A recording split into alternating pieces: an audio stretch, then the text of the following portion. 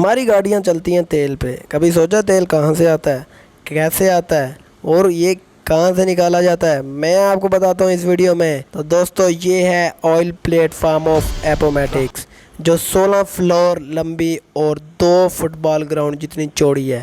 اس کا وزن ہے ایک ایئر کرافٹ کیریئر سے بھی زیادہ, اور یہ موجود ہے نارتھ امریکہ سے لوزیانا کے ساحل سے 130 کلومیٹر گولف آف میکسیکو میں موجود ہے. دوستو یہ بنی ہے ساؤتھ کوریا میں. اس کو بہت سارے ورکروں اور انجینئروں کی محنت سے بنایا گیا. دوستو 7 سال کا پروجیکٹ تھا جو کمپلیٹ ہوا, اور کمپلیٹ ہونے کے بعد ایک بہت بڑا چیلنج ان کے سامنے آیا.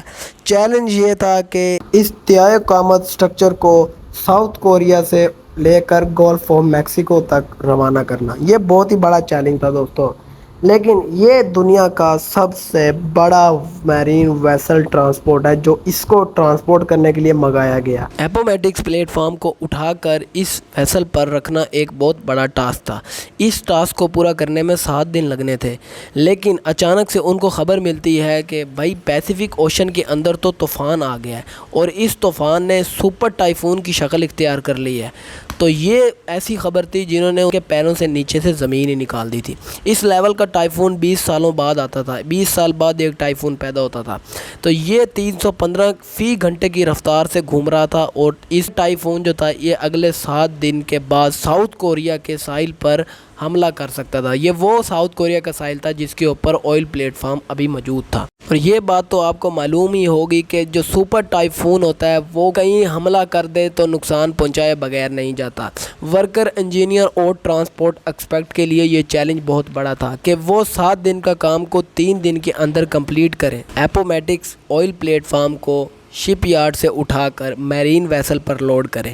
3 دن کے اندر یہ کام کرنا بہت ضروری تھا, ورنہ سالوں کی محنت پہ پانی پھرتا نظر آ رہا تھا. یہ ایک مسئلہ تھا جس نے نیچے سے لے کے اوپر تک کے مینجمنٹ کو ہلا کے رکھ دیا تھا. یہ oil plate form shell oil company کا سب سے بڑا پروجیکٹ تھا, جس کی وجہ سے کوئی غلطی کی گنجائش نظر نہیں آ رہی تھی. سپر ٹائفون کو اوائڈ کرنے کے لیے اپومیٹکس کو وقت سے پہلے روانہ کرنا بہت زیادہ ضروری تھا.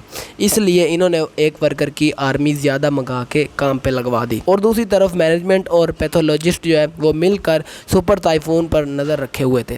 آخرکار کام 3 دن کے اندر کمپلیٹ ہوتا ہے. اب بڑی جو مشکل تھی وہ اپومیٹکس کو اٹھا کر فلوٹنگ ڈک پر لوڈ کرنا تھا.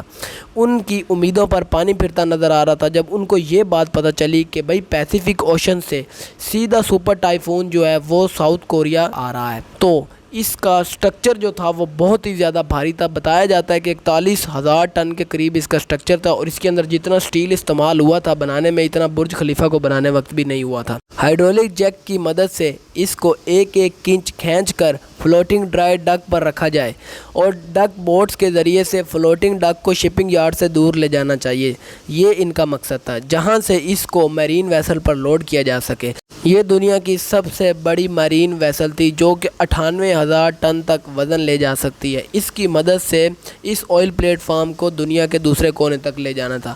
اگلی شام اپومیٹکس کو فلوٹنگ ڈک سے اتار لیا جاتا ہے, اور یہ پہلی دفعہ پانی کے اوپر فلوٹ کرنے لگتا ہے جہاں یہ ٹرانسپورٹ ویسل انتظار کر رہی تھی. اور دوسری طرف سپر ٹائفون ساؤتھ کوریا کی طرف تیزی سے بڑھتا ہوا نظر آ رہا تھا, اور مینجمنٹ کے سر پر ایک تلوار لٹک رہی تھی.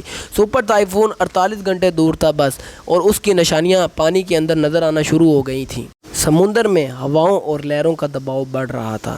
یہ اپومیٹکس کے لیے خطرے کی نشانی تھی. اپومیٹکس کو میرین ویسل پر لوڈ کرنا ایک بہت ہی نازک مرحلہ تھا. میرین ویسل اپنے واٹر ٹینک کے اندر پانی کو بھر لیتی ہے, جس سے وہ تھوڑے سے سمندر کے اندر چلی جاتی ہے. پھر ڈک بوٹ آئل پلیٹ فارم کو کھینچ کر ویسل کے اوپر لے جاتے ہیں, اور لے جانے کے بعد پھر وہ دوبارہ سے واٹر ٹینک سے پانی ریلیز کر دیتی ہے, اور اس طرح میرین ویسل اوپر آ جاتی ہے. لیکن یہ اتنا بھی آسان نہیں ہے جتنا میں نے آپ کو بتایا ہے. یہ کرنے کے لیے سمندر کا پرسکون ہونا بہت ضروری تھا, لیکن ابھی سپر ٹائفون کی نشانیاں نظر آ رہی تھیں, تو یہ کرنا بہت مشکل نظر آ رہا تھا. دوسری طرف میتھالوجسٹ کی طرف سے 2 گھنٹے کا ٹائم دیا گیا کہ اس 2 گھنٹے کے دوران سمندر شانت رہے گا, اور 36 گھنٹے پیچھے رہ گئے تھے سپر ٹائفون کو ساؤتھ کوریا تک پہنچنے کے لیے. اور خوش قسمتی سے یہ کہ اپومیٹکس کو سپر ٹائفون سے پہلے ہی روانہ کر دیا جاتا ہے سیف اینڈ ساؤنڈ. ایک چیلنج ہو جاتا ہے کمپلیٹ. कई महीनों के सफ़र के बाद साउथ टेक्सास में इसे दोबारा अनलोड किया जाता है और वहाँ पे 4 मॉड्यूल तैयार हो रहे होते हैं जो इसके ऊपर फिक्स किए जाते हैं। वहाँ से दोबारा से ये 130 किलोमीटर के लिए रवाना होता है जहाँ इसने 40 साल तक रहना है। आखिर 7 साल की मेहनत के बाद एपोमेटिक्स को वहाँ पहुँचा दिया जाता है जहाँ पे इसने 30,000 फीट नीचे ऑयल वेल के साथ कनेक्ट होना होता है। एपोमेटिक्स जहाँ फ्लोट कर रहा है वहाँ से समुंदर का बॉटम 7,400 फीट डीप है। ये इतना गहरा है कि इसमें 3 बुर्ज खलीफा आ सकती हैं। जहाँ ऑयल वाइल को कनेक्ट करना है वहाँ इससे भी 22,600 फुट नीचे जगह है वो। ये इतनी गहराई है कि इंसान के बस की बात नहीं। तो एपोमेटिक्स को ऑयल वाइल से कनेक्ट करने के लिए remotely operator under water vehicle का इस्तेमाल किया जाना था। दूसरी जानिब installation crew under water pipeline को इंस्टॉल कर रहा था। ROV को क्रेन की मदद से समुद्र के अंदर भेजा गया और पाइप को ठीक ऑयल वाइल के ऊपर ओपनिंग पर लैंड करवाना था। 7,400 फीट नीचे ये काम एक्यूरेसी से करना ROV ऑपरेटर के हाथ में होता है। पाइप को एपोमेटिक्स से ट्रांसफ़र करने के प्रोसेस को राइजर ट्रांसफ़र कहते हैं। आखिरकार पाइप एपोमेटिक्स के ऑयल वेल तक कनेक्ट हो जाता है। अब बारी थी ड्रिलिंग की। ड्रिलिंग का काम हज़ारों फुट नीचे सी बेड से 22,000 फुट नीचे किया जाना था। कई महीनों की मेहनत के बाद आखिर पाइप को ऑयल वेल से कनेक्ट कर दिया गया। अब बारी थी कि ऑयल को पंप करवाना है। एक बटन की मदद से ऑयल को पंप करवाया गया और 30,000 फीट के नीचे से जब पहली दफ़ा ऑयल पंप हुआ और ऑयल का फ्लो और क्वांटिटी बिल्कुल परफेक्ट थी और ये खुशी क्रू मेंबर और वर्कर देख के बहुत खुश हुए क्योंकि उनकी मेहनत लगी हुई थी। 1,75,000 बैरल पर डे के हिसाब से ऑयल को पंप करवाया जाता है जो कि 40 लाख कारों में इस्तेमाल होता है एक दिन के अंदर। तो ये थी बहुत बड़ी अचीवमेंट और शेल कंपनी का कहना है कि 40 साल तक ये 2060 तक एपोमेटिक्स ये लगा रहेगा। उम्मीद करता हूँ आपको वीडियो पसंद आई होगी। मिलते हैं अगली वीडियो में।